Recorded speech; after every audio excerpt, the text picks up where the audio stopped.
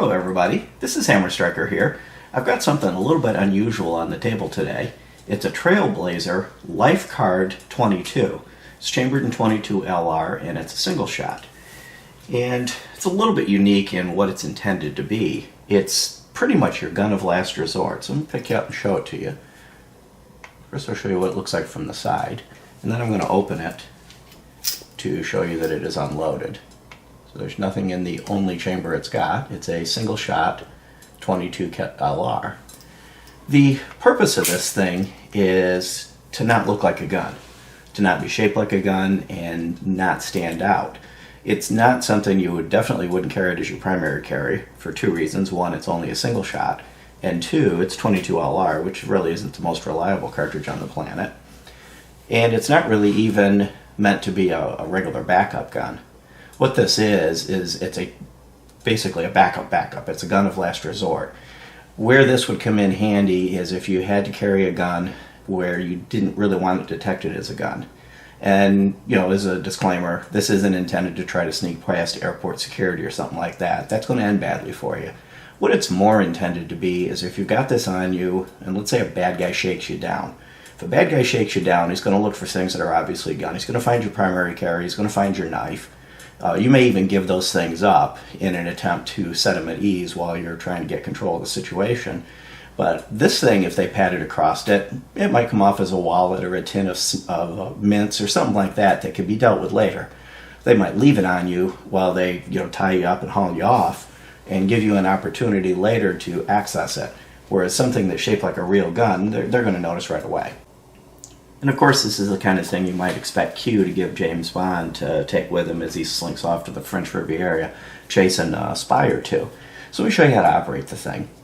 You pull back on this lever right here, on the lower one, actually go forward, and it unlocks the handle, and you pull it back till it clicks. You could hear the click there.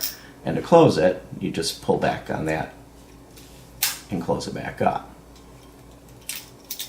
And it clicks. And you hear the rattle. It actually stores in the handle. You can store 4 additional rounds, and those are dummy rounds as well. To actually get it into position to fire it, first thing is, because it's a 22 and you can't dry fire a 22, you'll actually see that this one had been dry fired by somebody at the gun shop before we got it, and we didn't get it from Guns Galore, we got it at another place. And I had to actually get out the diamond files and get rid of a burr that created. It was having a problem ejecting the shells. So I'm going to put a snap cap in it right here so that I can dry fire it without damaging it. To cock it, you pull back on this all the way back, and you also see the trigger. You see the trigger kind of moved. And it's kind of a little bit difficult to do it, to do it and not obscure the trigger, because I don't want to grab it by the end, of course. And to fire it now, you just grab a hold of it, grab the grip, and the grip does lock. You'll notice as I move with it, the grip doesn't move around, it does lock. And then pull the trigger. The trigger's not the best, it's not the worst. It's kind of heavy and gritty, and then it fires. Then the next thing you would do is you'd put it back in the half cock position, which I'll grab by the grip. You just pull it back gently, and you'll see it's kind of a little bit protruded, just a hair protruding from the back. And that's the half cock position. In this position, it's safe. You can also close it in this position. And the important note about that is you see the trigger fits nicely into that well. If I had it in the cocked position and I tried to close it, the trigger will hit. And that's a safety purpose. That's done on purpose to ensure that you can't close it while it's in the cocked position. It is safe to carry with it closed up, because in the half cocked position the firing pin is blocked and there's no way for it to go off. In the cocked position, there really is no additional safeties. It theoretically is not drop safe in this particular condition, but at this point, this is when you're actually going to fire it. Now, it is important to note that once it's cocked, there's no way to decock it without pulling the trigger.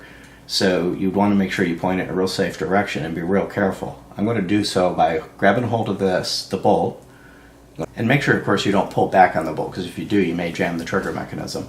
But I'm going to pull the trigger and allow it to go forward, and then pull back on it to put it back in half cock.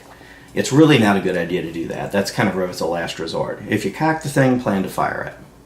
And, again, this isn't meant to be your EDC or regular routine gun. Once you have fired it, you would just open it up by pulling back on this lever here, open it up, and the shell will most likely fall out. If it doesn't, just kind of hook a fingernail on it and pop it right out. They do come out real easy once I took care of that burr. So in an undamaged condition, from the factory, it's really easy to eject the round. Now if you were using the little store here to store additional rounds, you could dump them out into your hand and have another round to load into it and fire another round. Of course, you aren't going to use this in a firefight. That's a cumbersome process. But if you were using it for varminting or things like that, or in a situation where you were last resort, it's going to take however long it takes. You got the rest of your life to load the thing back up. But overall, it does work. It does work fairly easy. A couple of the other things about this that I hadn't mentioned yet. It weighs 7 ounces, so it's not very heavy, though it kind of feels heavier than it is because it's kind of a dense little block of iron. The main components, the barrel and upper components, are 4140 steel with an isonite finish, which is a salt bath nitriding finish, and the handle and the frame is anodized aluminum, and it's all machined from billet, so it's well constructed, well machined, well done gun. Let me close this thing back up and show you why that card is sitting here. One of the things they bill it as is being the same size as a credit card. And it really is. Now this Hilton Rune key is the exact same size as a credit card. And you'll notice the edges are a little bit rounded instead of squared, so they're not going to snag on wherever it is that you're holding it. Of course, it's thicker than a credit card, obviously. But from a dimensional perspective, anywhere you could fit a credit card length and width and height, or length and height anyway, you can fit this gun. And next time I'm at the Hilton, I'll be returning that. I forgot to return it last time I was there. So it is quite small. You'll see it fits easily on the palm of my hand. And if I had it in my hand, turn my hand over, it disappears. So there's not a whole lot in the gun territory that's actually truly this small and that thin. Of course, you're paying for that penalty with single round, single shot, and a cumbersome single shot mechanism. But overall, it's well designed. I'm going to show you the barrel on it. Eject that snap cap.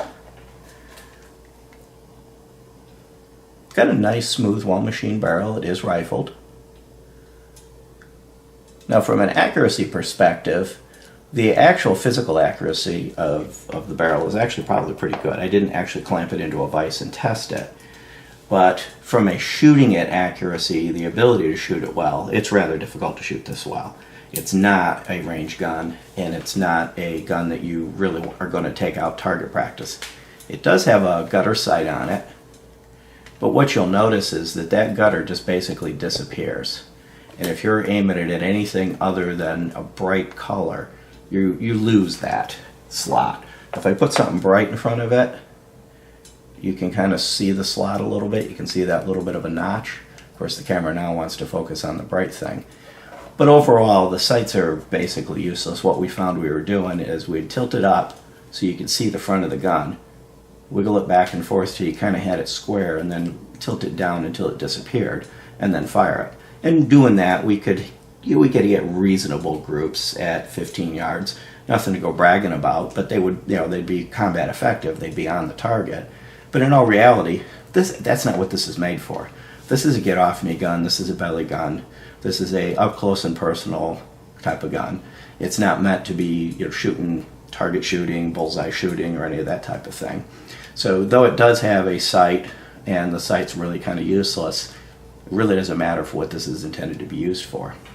Now, there's a couple of other guns that are often carried for deep conceal, and I'm going to show you them for a size comparison. There's a whole bunch of different Derringer style guns out there. The Bond Arms are a little bit bigger as Derringer style guns go. This is a Bond Arms backup 45, but all the barrels are similar in size. These have all interchangeable barrels. You can put 45, 9mm, different combo barrels on them. But you see, from a size perspective, it's much smaller than the Bond Arms. The Bond Arms can actually almost hide it. And if you go up to the sight, hide it. Now if I close it, it becomes even smaller and hides quite well behind the Bond arms and sits in front of it. So you can see now the Bond arms has 2 rounds. This has 1. Bond arms comes in a number of competent calibers. This is in 22. But even looking at the thickness of it. Now there's also smaller derringers out there, and they tend to come without trigger guards and a few of the other things. And there's also those little kind of those thumbnail type derringers, little tiny things that are hard to shoot. This is probably a little bit better than those for managing those little tiny thumbnail type derringers, but it's not quite as easy to shoot as the Bond arms. You can actually, the Bond arms actually does have a sight. And then you also have something like this Car PM9. I'm sorry, this one's actually the P380. They look similar, but the P380 is much smaller. And you'll see now you're starting to get closer to the size of the Lifecard, but even then it's still significantly larger.